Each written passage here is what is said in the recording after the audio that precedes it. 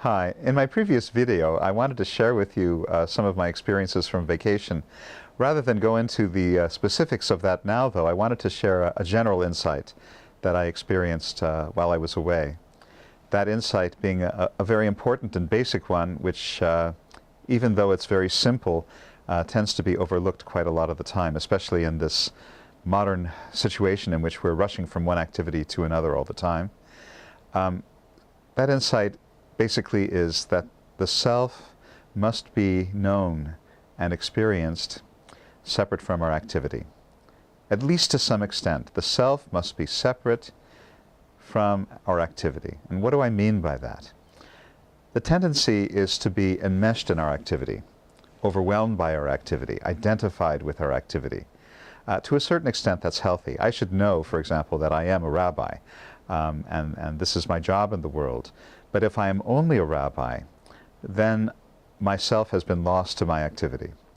And I can no longer be an effective rabbi if myself is lost to the activity of being a rabbi. And why is that? Because if the self is swallowed up by our experience in the world, we lose a stable reference point for being able to evaluate what's important and what's essential and what is not. And so, in my experience, perhaps in your experience as well, when one is overwhelmed by activity, when one is enmeshed in one's roles, then small things become big things, and big things become catastrophes.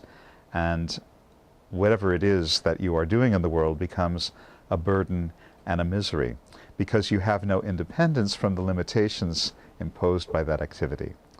This all comes down to the Jewish teaching about Shabbat. What is that day of rest? Not simply a day of rest, but a day in which we can rest from our usual roles in the world. A day, in other words, in which we can experience ourselves separate from our activity. So we might be a doctor, a lawyer, a business person, 6 days of the week.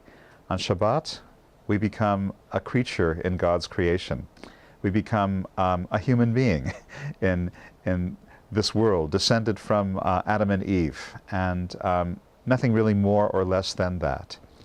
And to have that experience of freedom, in which every man becomes a kind of king and every woman a kind of queen or prince or princess, however you want to think of it, there is something very, very royal and serene about not having to be active in the way that one is expected to be active during the 6 days of the week. One on Shabbat is beholden to no one except for one's Maker. And that is a state of tremendous freedom, because the fact is, God grants us tremendous freedom in this world. We can choose to be basically anything and anyone that we want to be. Trouble is, the way the world is, the way our lives go, we get stuck in these roles, and then, again, we get over-identified with them. I sometimes use the analogy of the milk sitting in a carton in the refrigerator. If it sits in the carton too long, the milk starts to forget that it's milk, a liquid, basically without boundaries, and it starts to identify with the fact that it's sitting in the carton. And so it might actually make the mistake of thinking, I am not milk anymore, I am the carton. Maybe a carton is not the worst thing in the world to be, but it certainly is not the essential nature of the milk. And we too lose our essential nature to the various roles and occupations that we play in this world. Vacation is a time to experience the self separate from that, and then coming back to one's activity. I think it's so important to maintain that sense of self in independence from the activity.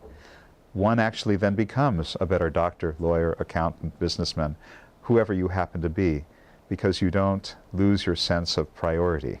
You don't make big things or small things into big things. You don't make big things into catastrophes. You have a stable reference point, which is yourself, your God-given self, which has the ability to know right from wrong, essential from inessential, and so on. So let's keep our priorities straight. Let's be at least somewhat separate from the activity that we engage in the world, the roles that we play in this world. And perhaps you can experience that even this coming Shabbat. And so I wish you a wonderful week, and Shabbat Shalom.